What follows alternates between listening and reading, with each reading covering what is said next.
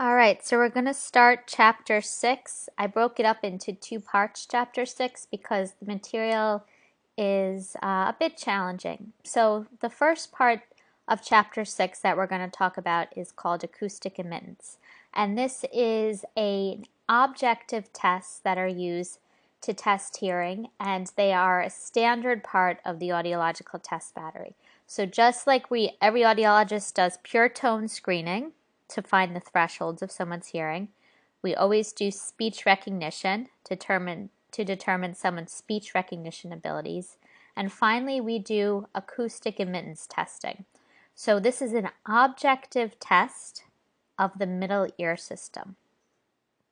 An objective test means that the subject is not involved.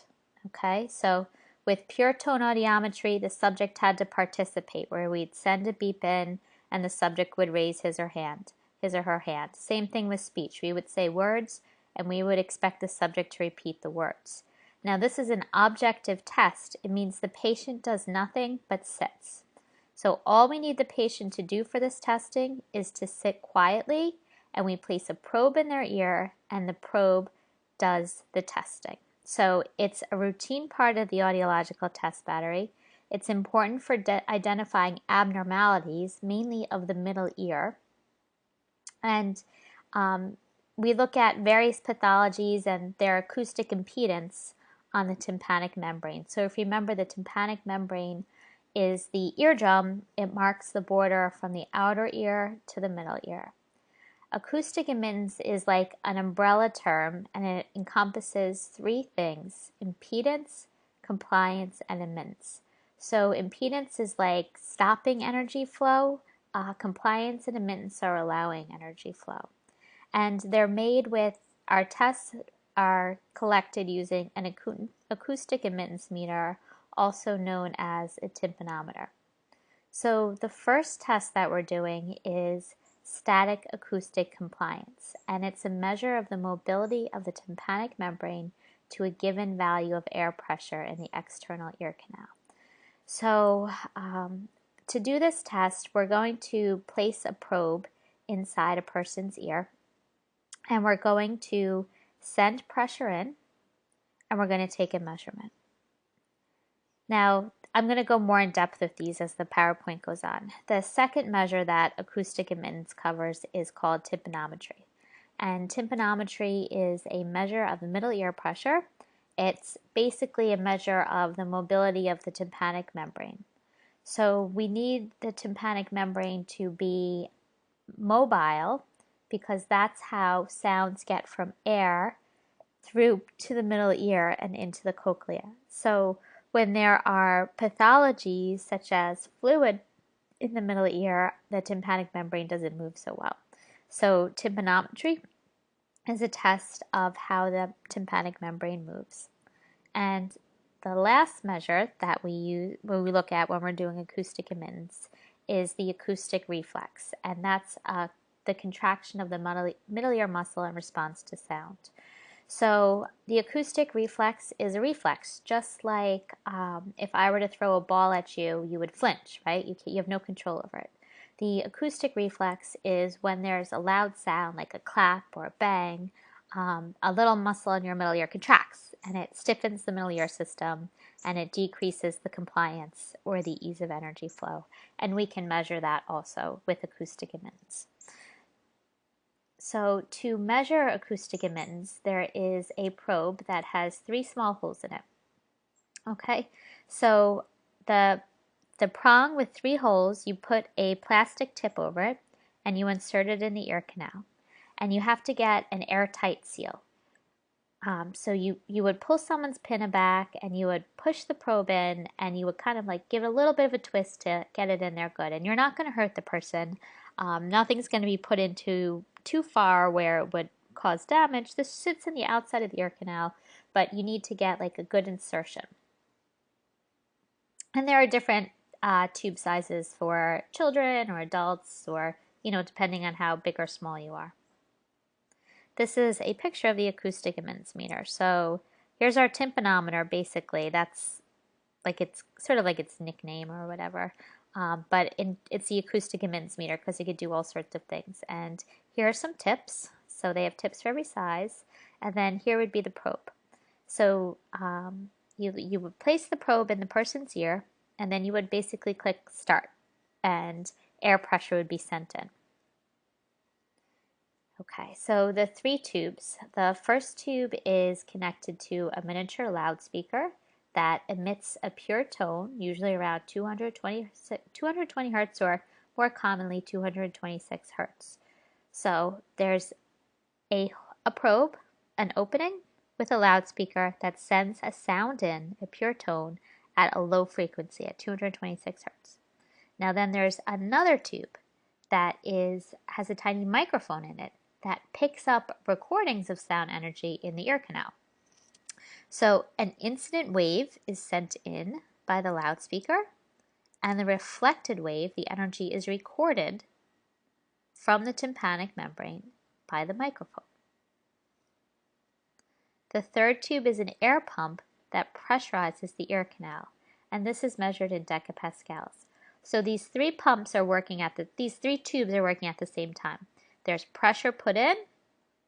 As the pressure is being put in, there's a tone being sent in, and the reflection of the energy from that tone off the tympanic membrane is being recorded.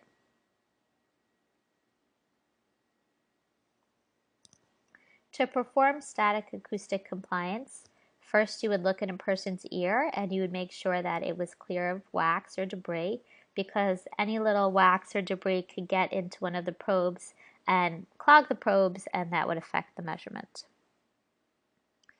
So like I said, the ear tip is pressed into the ear canal and a tight seal is obtained, and air pressure is pushed in to the ear canal, and that pushes the tympanic membrane all the way in, and it feels like you're going up on an airplane, or if you were to go up on an elevator.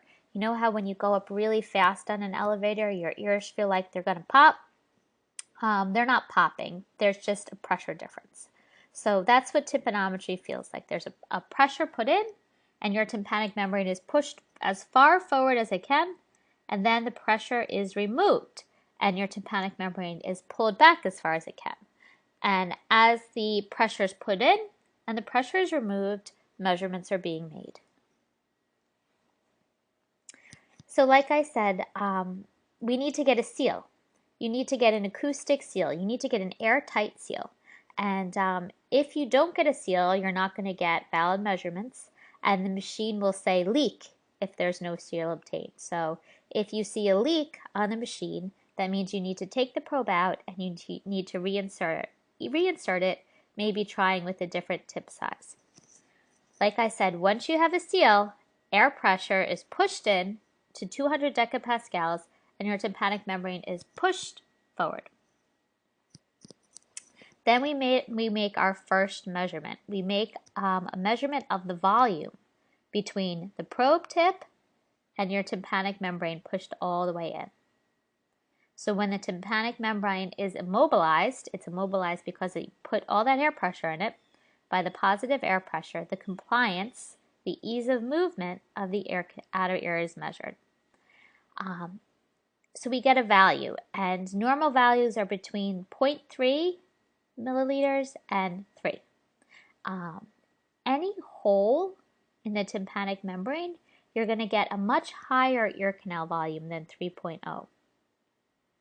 And this is because the probe will not just be measuring the air in the ear canal, but it'll also be measuring through to the middle ear. So that's a warning. That's not a warning sign, that's an indicator that there's a hole in the tympanic membrane. A very large ear canal volume is an indicator that there's a hole in the tympanic membrane. Okay, so once the pressure in the external ear canal is gradually decreased then until the tympanic membrane reaches maximum compliance, the point where it works at its best.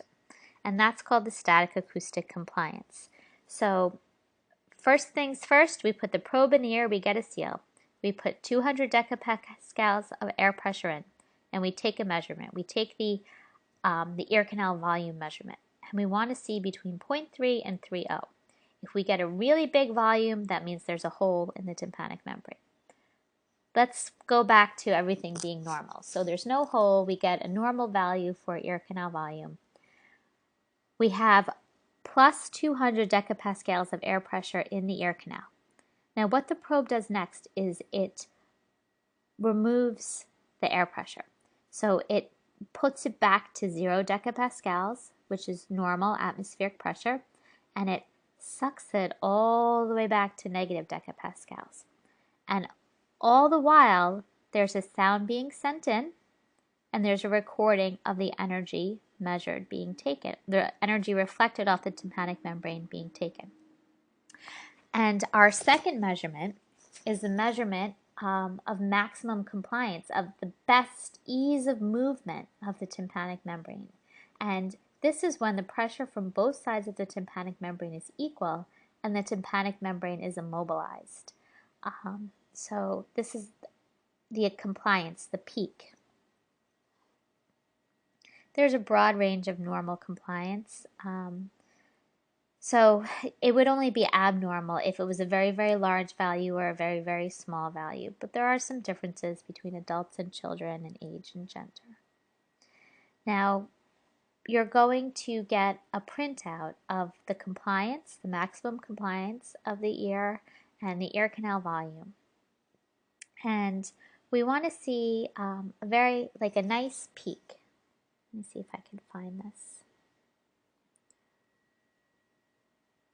Okay, so here's a tympanogram. I know I jumped ahead, I'll go back, but I think this will help me explain what's going on. So 0 decapascals, if you read across the x-axis, 0 decapascals, that's atmospheric pressure, that's normal pressure, okay? Over here on the y-axis is static immittance or static compliance, and that's ease of movement. And then on this side, they also took the equivalent ear canal volume. Remember, that's the air pressure from the tympanic membrane to the middle ear. Okay, so the way we do tympanometry is the probe is put in the ear and 200 decapascals of pressure put in.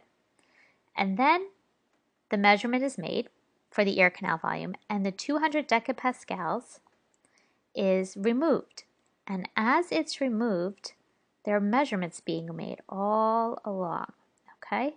So we go from positive 200 decapascals to 0, all the way out to negative 200 decapascals. And this whole time, the compliance, or the movement of the eardrum is being measured. And if everything's normal, you're going to see this nice peak at 0 decapascals. So this means that the tympanic membrane is moving really well at atmospheric pressure, which is what we expect. With extreme pressures, it's not as compliant, it doesn't move as well. Okay, so this is a normal tympanogram. This is a type A normal tympanogram. Now sometimes with some pathologies, for example, if the middle ear bones were disarticulated or fractured, you could get a very loose tympanic membrane. You could get a very compliant tympanic membrane. And up here, do you see how much higher this peak is? This is called an AD tympanogram. So this is just a very compliant, a too compliant, a flaccid tympanic membrane. That's a sign of a pathology.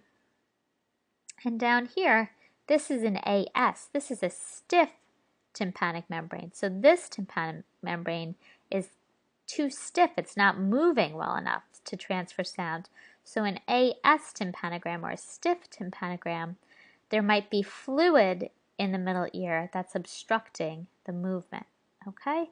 So does everyone understand when we're measuring tympanometry, what we're doing is we're sending in a lot of air pressure and we're removing the air pressure, and all along the way we're measuring how the tympanic membrane moves when there's different pressures in the ear. And if everything's normal, you're going to get a tympanogram that looks like this, type A. So let me go back. Okay, so we're going to maybe you're going to get different values based on how old the person is. So if the person is very old, things tend to be stiffer, so the eardrum might be less compliant. If there's a perforation, you're going to get a hole, you're going to get a large ear canal volume, or maybe there was a perforation and then the tympanic membrane healed, but it healed with scar tissue and now it's very stiff, or there's fluid in the ear and it's stiff because it can't move so well, or in the case of an AD, the bones of the middle ear are disarticulated and it's moving too much. So our first example is high compliance, an AD tympanogram, where it's just moving way too much. And this suggests that there's some sort of interruption of the bone. So the tympanic membrane is just way too loose, and it could be caused by disease, fracture, an abnormally elastic tympanic membrane.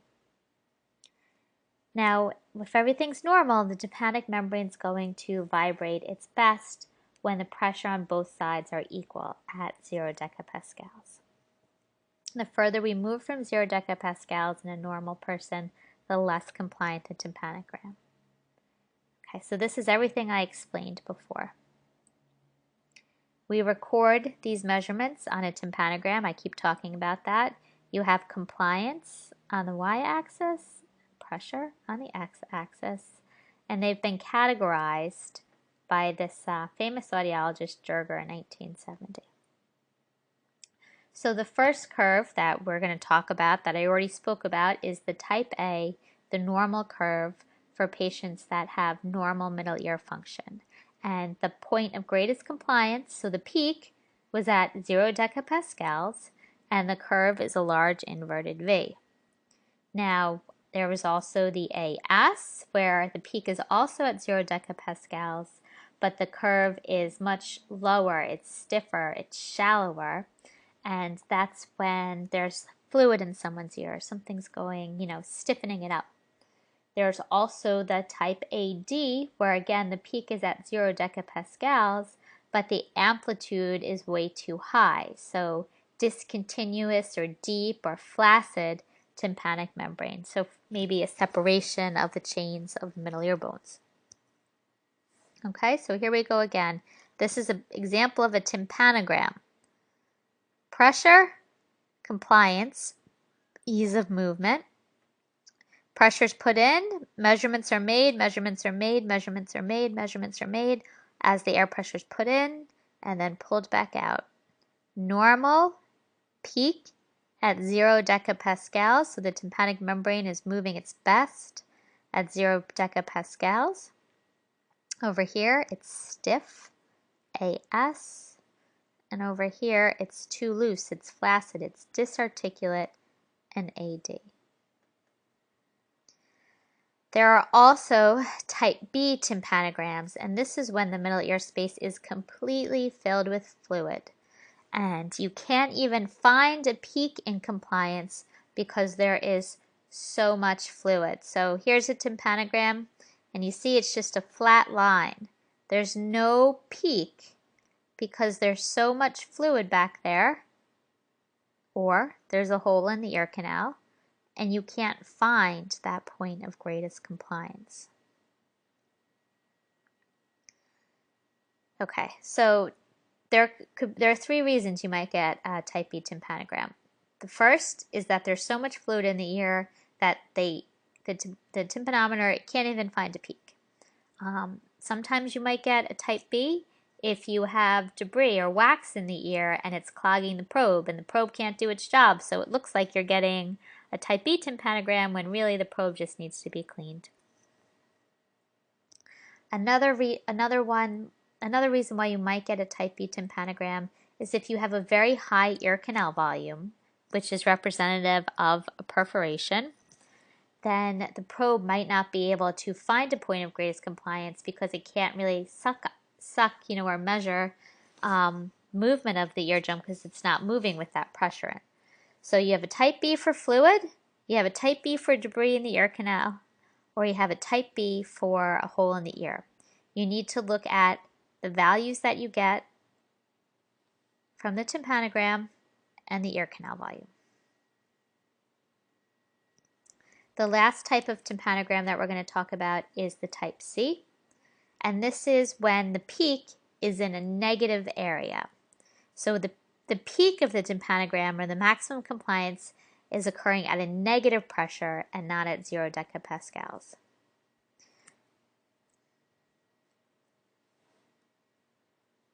This could be due to a cold. So you see in this tympanogram, it's pulled all the way over to the left, and the peak is at negative 200 decapascals when it's supposed to be at 0 decapascals. So you could do this at home if you want to try right now. You could do the Toynbee maneuver and induce negative middle ear pressure if you wonder what it feels like. If you were to pinch your nose and suck in and swallow, you could sort of feel that you're pulling your eardrum in, you're pulling your tympanic membrane in.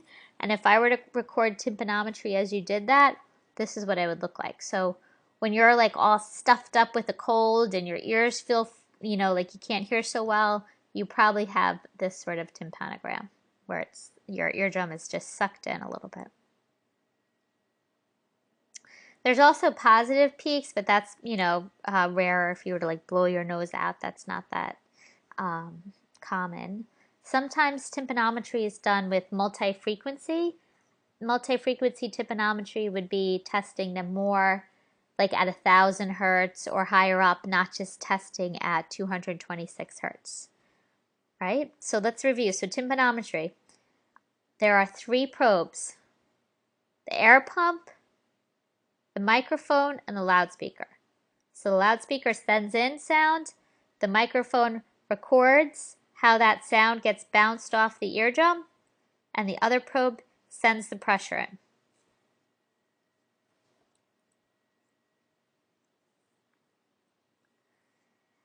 All right. There's also the acoustic reflex. So tympanometry, we test the mobility of the eardrum. With the acoustic reflex, we're testing the movement of the stapedius muscle in your middle ear in response to a loud sound, and it's reflex. So remember, you don't have control over reflexes. They happen very fast, and you can't hold a reflex. So we have 2 small bones that move around the middle ear, the tensor tympani and the stapedius muscle. And when there's a loud, intensive sound, the stapedius muscle will contract. It will stiffen the tympanic membrane, and that's known as the acoustic reflex. And for normal hearing people, that occurs around 85 decapascals. We use the tympanometer to test this. And what's cool about this test is it can be done ipsilaterally or contralaterally. So ipsilaterally means I could send the sound in one ear and record the response in the other ear. No, that's ipsilateral. That's not ipsilateral, that's contralateral. Excuse me. Ipsilateral is the same side, where I send a sound in one side and I record the response on one side. Contralaterally, I send the sound in over here. It goes up, up, up, up, and over, and I record the response in that ear. Ipsilaterally, you send the sound in, and you record the sound in the same ear. Okay, so ipsilateral, sound in, up, recorded. Contralateral, sound in, over, recorded in the opposite ear. Okay, just like what I said. And what's pretty cool about testing a contralateral or reflex is I get to find out what's happening not just on, say, the left side of the head, but how the crossover is to the right side of the head. So you get a bit more information when you test contralateral reflexes. So this is a very complicated figure of how we process sound. Basically, we have 2 cochleas, and they have these series of way stations, or like these neurons in our brain that process sound. And it starts down here, sound is processed, it goes up, it's processed, it's shared to the other ear, it's processed, it's shared, it's processed, it's shared, all the way up to the auditory cortex. So we have 2 ears. The 2 ears work together. There's intrinsic redundancy, where there's processing of sound and sharing and processing and resharing between the left ear and the right ear. So with the acoustic reflex, I can send a sound in this ear, it can go up, and I can measure the response in this ear. I can measure the contraction of the muscle in this ear. I can also do it contralaterally. I could send the sound in over here. The sound goes up. It also goes over. The loud sound here will tell this stapedius muscle, hey, that was a loud sound. You contract too. Both ears will contract. I can measure the response in the opposite ear. All right, so does that make sense? So if you have normal hearing, I can send a sound in here. This stapedius muscle will contract in response to loud sound, and so will this one. I could send the sound in ipsilaterally, up and down, or I could send the sound in this side and measure its response contralaterally. You could use any tone. You could use a pure tone or a noise band to contract the acoustic reflex. And just like we did with pure tones, we can find an acoustic reflex threshold, or the lowest level that the muscle contracts in response to sound. So you would start at 70 dBHL, and then you could go up higher and higher in 5 dB steps until you see the reflex contract. The machine, I usually stop at like 105 decibels. 115 decibels is a very, very loud sound. So you could raise it up, but the machine stops. I stop around 105. Probably goes up to 110 and maybe 115, but that's a really loud sound, and I don't like testing that high. Thresholds can be obtained at 500, 1,000, 2,000, and 4,000 hertz. Sometimes normal hearing people have no threshold of 4,000 hertz. It might be the start of a hearing loss. What's pretty cool about the acoustic reflex threshold is it starts like a little dip like that, and if you make the sound louder, it goes to an even bigger dip. So that's how you can be sure that you found a reflex. If it goes to a really big dip, that means it's a reflex. The patient has to be silent during this test. During all of these tests, I have to say you need your patient to be silent. So even though they don't have to participate in the test, they're not asked to do anything for the test, they are asked to sit quietly, because any like crying or loud sounds or chewing or swallowing, that's going to mess up the measurement. So the patient has to be silent during the test because noise interferes with the measurements. And vocalizations can be picked up by the microphone like a child crying. So this test for adults, I would probably do this, this is one of the first tests I would do. But for kids, I would hold off and do this till the end, till I'm done with my pure tone and my speech testing, because they get scared by like probes. Even though this test doesn't hurt at all, I don't want a child to get scared. I don't want a kid to start crying, because then I'm not going to be able to get a full test. So you have to be really quiet for this test. There are 4 possible outcomes for acoustic reflex testing. The reflex could be present at normal levels, for example, 85 dB. That tends to be a loud enough sound for any normal hearing person's reflex to contract. The reflex might be absent at the limit of the test, 110 dB hertz. If the reflex is absent, that's an indicator of hearing loss. So if I'm sending in a sound that's 110 decibels, a sound that's loud, it doesn't trigger your brain to contract a muscle as a reflex, like loud sound, contract, then you have a hearing loss. So I don't think I said, but the reason we have the acoustic reflex, it's like all reflexes they're innate to us, and they're supposed to help protect us, right, or keep us safe.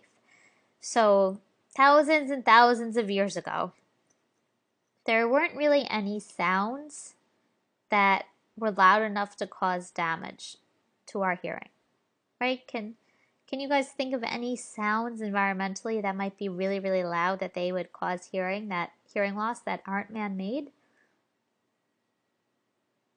Yeah, the only sound, and it's not even, I don't even think it could, thunder's a loud sound that's not man-made, or maybe a waterfall.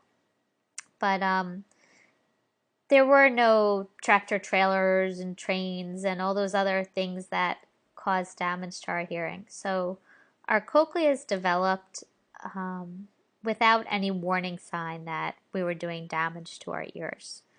You know how if you were to hold your hand over a fire, you would know to pull your hand away, like it would be too hot, you would feel pain and you would remove your hand. We have no pain sensors in our cochleas because we were never really, we didn't necessarily need them. So loud sounds that cause damage to our hearing occur all the time now, and we don't really realize it. The one thing we did have to protect our ears was this acoustic reflex. So in response to loud sound, there was a contraction of the stapedius muscle, which pulled the tympanic membrane in briefly to help protect our ears from hearing a loud sound. That's what we're measuring. It doesn't really do much good, but it's pretty cool that we can send a sound in and we can measure if the system is working correctly. The reflex doesn't protect our hearing at this point, but we can measure if things are working correctly. So like I said, the reflex could be present at normal levels at 85 dB, which is a loud sound. They could be absent at very, very loud sounds, and that's indicative of hearing loss. They could be present at low levels, but that's not that common. Or they could be present at high levels, which is indicative of hearing loss, but not as bad as having them absent. So I'd rather have a reflex at 100 decibels than no reflex at all, right? Even though 100 is a bit abnormal. They are both representative of a hearing loss. Okay. Yeah, so there are a few things that could be going on. So if it's present at normal levels, that means everything's good. If it's absent, it could be a sign that there's fluid, that there's a conductive hearing loss that's affecting its ability to get the sound into the cochlea. And we would know if someone had a conductive hearing loss if we looked at the tympanometry that we already did. So if we had, a type B tympanogram and no acoustic reflex, well, there's likely fluid in the ear that's preventing the sound from going up and triggering the stapedius muscle. So when there's a severe sensorineural hearing loss, the intensity of the signal isn't going to reach the brainstem, and we would get no reflex. So another interpretation of the acoustic reflex is if it's elevated and you have normal tympanograms, then you likely have a sensorineural hearing loss. You could also have damage to your 8th auditory nerve that would cause the reflex to be absent. You could have damage to the 7th facial nerve, which innervates the stapedius muscle.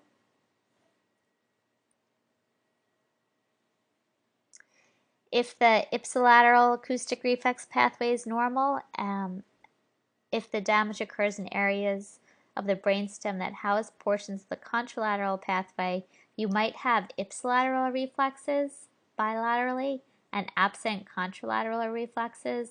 That would be a sign of a lesion. That would be kind of serious if you could get reflexes ipsilaterally, but they were absent contralaterally, like they weren't crossing over. That could be a sign of a more serious pathology.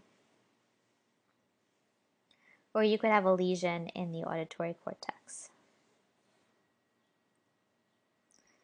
The last test that's done is the acoustic reflex decay. So when the stapedius muscle is contracted by an intense sound in a normal hearing individual, it gradually relaxes as it's constantly stimulated. Like we can't hold reflexes.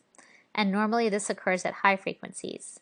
However, when there's a significant amount of decay in the low frequencies, it indicates that there's a lesion on the auditory nerve or some part of the brainstem. So acoustic reflex decay measurements are made by sustaining a tone 10 dB above the acoustic reflex threshold and measuring in seconds how long it takes for the amplitude of the reflex to decay to half its original amplitude. This usually occurs at the end of 10 seconds. The test is scored according to the number of seconds required for the amplitude of the reflex decay to be half its measurements.